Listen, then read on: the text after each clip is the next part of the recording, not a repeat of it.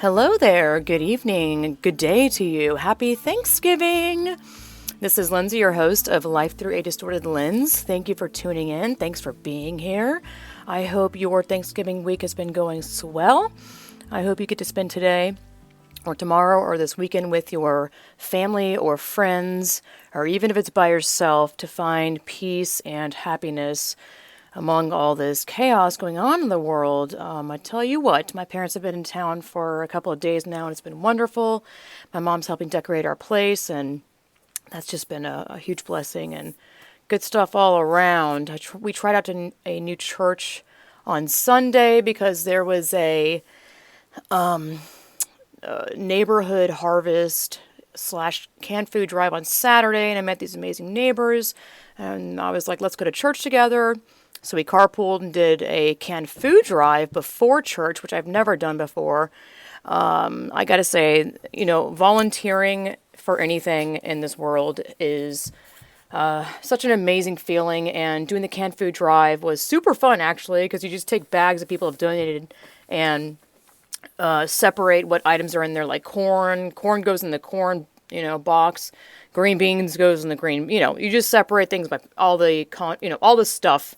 And I loved it because it's like a scavenger hunt. And just doing it together as a community and being the hands and feet of Jesus like that was just really amazing. And we prayed before it, and just, I don't know, it just feels so good reconnecting, or not reconnecting, but connecting with people that are God-fearing and Christian and loving. And I mean, it's just such a huge difference between people that are, I guess, spiritually dead, aka California, not, besides the church that we're going to out in California. It just feels great.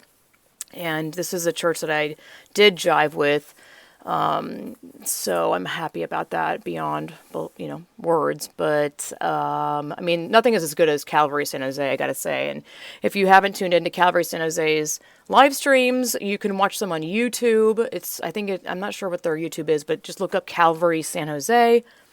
You can watch their previous live streams, or you can watch it live. So Pastor Mike is just wonderful, and he's always wonderful. And we started actually watching last night. They had a Thanksgiving special where it looked like, we tuned in in the last 20 minutes. It looked like, people would just go and in the evening, and they would just pass a microphone around and say what they're thankful for and how God has blessed them in their life. And of course, I'm like, I need tissues for this. If I was there, I wouldn't wear makeup, number one, because I'd be crying the whole time. But it was just really beautiful to see how thankful people are for Calvary and God working his magic. I don't like using the word magic. It's not magic. It's supernatural.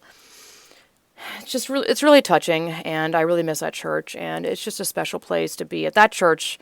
Of all the churches I've been to, and I've been to quite a few growing up, that one is my absolute favorite, just because I think it's, California's so dark and spiritually dead and liberal and just really evil, surrounding you everywhere. So I found that Calvary is this, light, one little spot of light in the darkness where people are shining in, the depths of darkness. So I found people to, if you're living in an area that, I don't know, is making you feel oppressed, or you don't have a lot of freedom, I think when you do find a place to express freedom or whatever you're being suppressed on, you double down on it, not with intention, but just because you have been so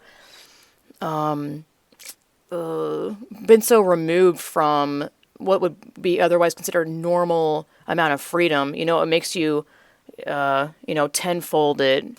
Like, coming here in Texas, it's made me be like, I want to say yes to everything community-wise, because when I was living in California, it was just like a dark cloud around me. I had massive anxiety about just going to the grocery store, or any store, REI, anywhere, Marshall's, it doesn't matter where, Goodwill, because I know how psycho California is about having the mask on. And what's so interesting about being here is that obviously, all that anxiety and despair and just like that dark cloud is completely lifted, and I just get to have my freedom to go into every store here, everywhere, and not wear a mask, and also not have anyone hound me about, you need to put your mask on, do you have your mask on, But what I think why people don't do that here is because of 2A.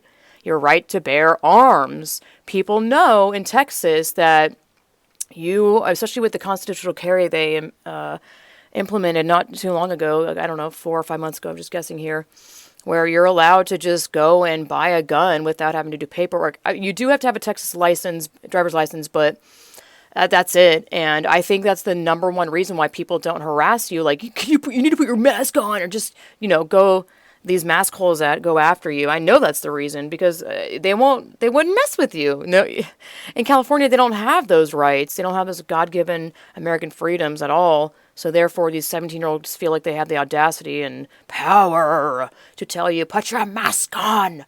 I hated dealing with that, because I was always trying to not comply, but also I'm like, fuck, we need eggs, we need stuff, you know what I mean? It's easier said than done, and I tried as much as I could to not do the mask thing, but it's a bitch, dude. So being here has just been unbelievably just a blessing from God, and I do not take it for granted. I'm constantly trying to remind myself of where we came from. Where was I going with that? Oh, just the community in Texas. My parents are from Georgia, and they're here helping us out and doing Thanksgiving here. And even they noted, I mean, Georgia's the South and the Bible Belt and whatnot. People always talk about Southern hospitality. But, and I grew up in Georgia, 25 years, born and raised. But, I mean, Texas is something I've never seen in Georgia, where people just genuinely help out each other. There's this massive level of community in every aspect, People, there's all these like veterans and helping them out and recognizing them. I think it's because there's obviously some fort nearby. I'm not sure what it's called, but regardless, it's just this overwhelming sense of people really helping each other out. And I find it to be an infectious thing where if you're negative to someone, like someone cuts you off on the road, I at least can admit this, where I'm susceptible, is that the right word? I'm very sensitive to that, where I'm going to go, oh, motherfucker, God! Where I in turn am mad or angry, and that, it's like that movie Pay It Forward with Haley Joel Osment or whatever. I can't believe I remember that name. I have such a weird memory, but where, negative things have a certain obvious infectiousness to it, but I find living in Texas with how nice people are, and it's not a niceness where it's like, you better pay me back, or spiteful, or I have to do this kind of a thing. I find it to be very genuine. I think it is funny how my husband and I were talking about this, how kind of jaded we are from living in California, where we're waiting for our neighbors or whoever to be like, never mind, you bigot or turf, just because obviously that's, well, pretty fresh in our mind. That happened not too long ago, which is obviously devastating and shocking, but also, as my mom says, when people show you what they are, believe them.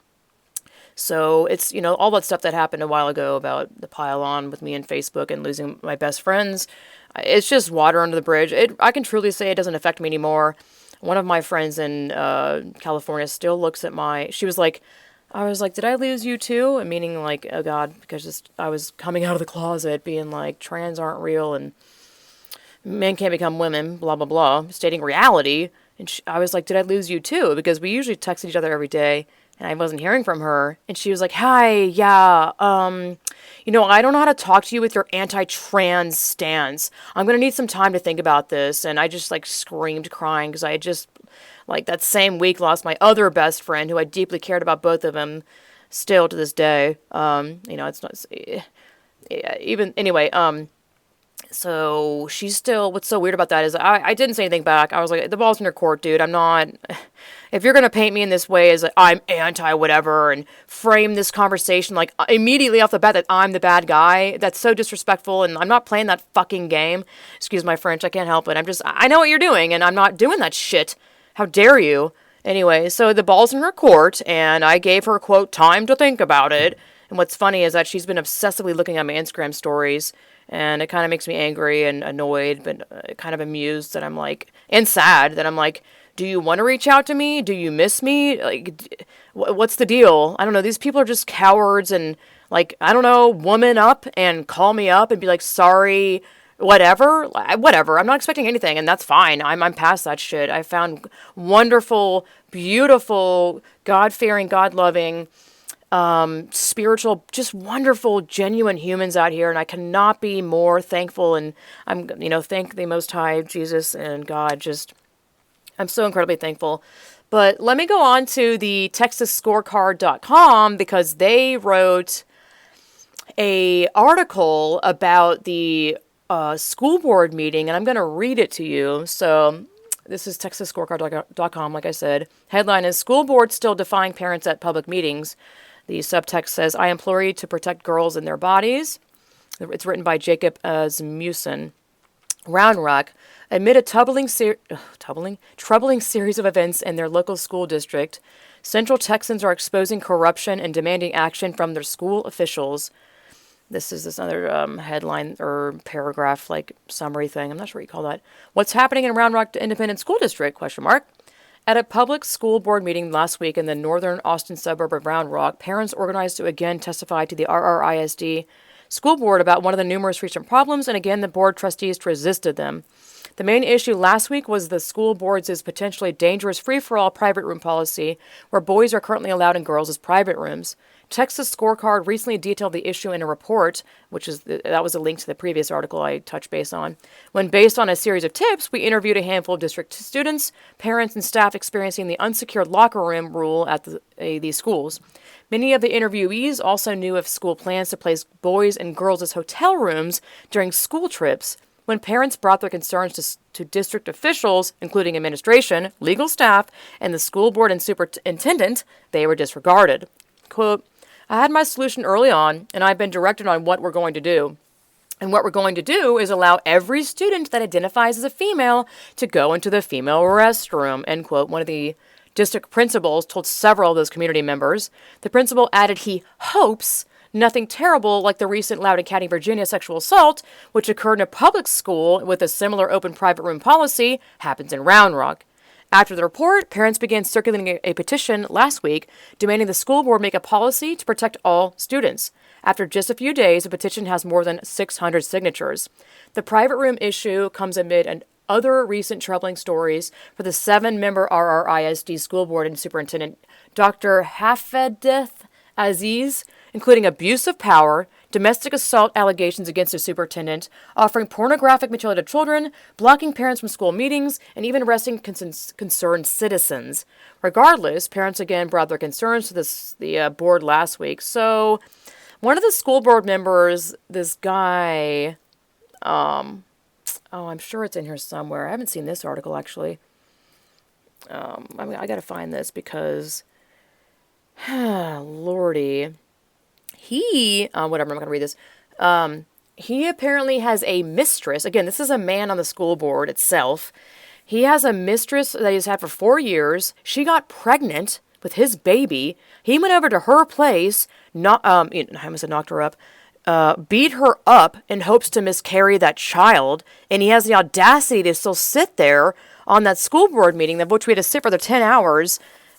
Just mind-blowing. These people are truly evil. And one of the school board members, I don't remember her name, is this black woman who's extremely nasty and very liberal. I was just talking about, randomly said, these people out here in this world in general going on, just stuff going on in the world, are soul snatching souls. Michelle, who was with me at the North Austin Republican meeting, was like, did you say soul snatching? And I was like, yeah. She told me she showed me a photo of that black woman on the RRISD board that posted a photo to her Instagram that had her nails done all black, and she wrote, captioned, "We back, soul snatching." And I'm like, yeah, these people are evil motherfuckers. They're out here. They're not hiding. They're telling you what they are. Wild. Anyway, I'm going to continue on because I don't have much time here because I'm cooking up a storm for Thanksgiving, of which I have 13 minutes left. Let's see. So they quoted a lot of us from the school board meeting, which was awesome. And they obviously quoted me, which is really cool at the very end. Girls deserve the clear message that they deserve boundaries around their bodies. Lindsay, another concerned citizen, told trustees, how many young girls have to get raped or assaulted before we start protecting them? To simply live in a state of hoping something doesn't happen is the equivalent of turning a blind eye. Looking away does not change reality. Girls are below the age of consent, thus they cannot consent to this, boys being in their changing room. You relax safeguarding and you open the door to any predator who wants to come in, Lindsay continued, explaining that when department store Target Act enacted its free-for-all private room policy, the store experienced a 190% increase in peeping Tom incidents in the rooms. Which was awesome to see them quote me. And I had my good friend Amy Souza, shout out, her Twitter handle is @knownheretic. I believe on Twitter and Instagram. She's wonderful and one of my really, really good friends, and I'm very thankful for her to be in my life. But she helped me out with some of the stuff I said at that school board meeting, and she's just very succinct, and I've had her on a couple of times on my podcast. I want to have her on soon again because she's just awesome, and I love her dearly. So, it just feels good to use my voice, like I've said, to have, just have that 2 minutes where the school board they're all looking at you and they have no other choice but to listen to you. So I find it to be very invaluable to take the time out of your life and step up and go to these school board meetings and step up. Even if you don't have, listen, I don't have kids yet, and I still find it in my heart and soul to stick up for young girls. Because if they're not able, like I said in that speech to them, if they're not able to speak out about this because they'll be cast out of their cool groups, and I'm more than happy to. And I don't give an F. I'm not trying to impress anyone in my life. I'm way past that age. So, you can do that too. You may be one voice. I'm just one voice. I'm just one voice. You can go up there and say anything. Just stick up for the future of our world. You have that power. I want you all to know that you have that power to be able to make changes in the future of which you'll be living in, well, later part of your life, presumably, and your offspring. So, I think it's really, now is the time to step up as citizens of America and of the world, whether it's about not masking your children because it's child abuse, getting the jab mandate out of, schools or your job, whatever it is, there's a lot of injustices going on. It's just a lot of tyranny. And I think it's no more, I used to be like, oh, I can understand that you have a job and children to feed and you don't want to risk it. I'm like, fuck that. Like you have to start doing this now. There's no more excuses. This is stuff that's very much worth losing your job over and your comforts of your life. You have to get comfortable with getting uncomfortable. It's just, you gotta rise up. You gotta become a lion among all the sheep. This is the time to stand up. I know I've been saying that. It's probably exhausting by now, but I truly, from the bottom of my heart and soul, believe in you, the listener, right now, wherever you are, baking, listening in your car, working out, doing crafts or errands. I believe in you. Your voice matters. My voice can move and change people's minds, and it may not even be a thing where people's minds are changed immediately, but you have planted that seed. You are the gardener of the future. So I really implore you to get a move on and start believing in yourself and just do it. Just do it. Not to quote Nike, because Nike's evil as fuck. Anyway, there goes my whole, don't cuss thing. I really hope and pray that you've had a wonderful Thanksgiving and you'll have a blessed holiday and a wonderful New Year, and just hold the line. Come together, find a church that you jive with, because not all churches are created equal, by the way. Just keep looking. It's like finding a hairstylist or a dentist. Just keep looking. You'll find one, I promise. Really get connected and grounded in a community that will help you, because there's things where it's, fighting your job or the school board is intimidating, and finding a group of people that will be with you. Like I've, got connected with people at the school board meeting, and just all these people, I've just been very blessed about that. But, pray about that as well, because God will absolutely deliver you on your prayers and he listens. So God bless you all. And if you want to help support my podcast, you can do that by donating on PayPal, any dollar amount, which is paypal.me/LP Foster Kittens. Again, paypal.me/LP, my first and last initial of my name, Foster Kittens. You can donate any amount, and then you can become a monthly subscriber on subscribestar.com/distorted Linds, DISTORTEDLINDS. And yeah, thank you guys so much for listening and supporting my work, and I would really appreciate it if you could do one or the other. And also you can buy stuff in my shop, which is lindsayplatoshinart.com/shop, LINDSAYPLATOSHYN.com. Yeah, you get some stickers and some freebies I throw in there whenever you order anything from my shop. Yeah, I guess that's all for now because I gotta get going on my biscuits here and my gravy, literally. Thank you, ladies and gentlemen. God bless.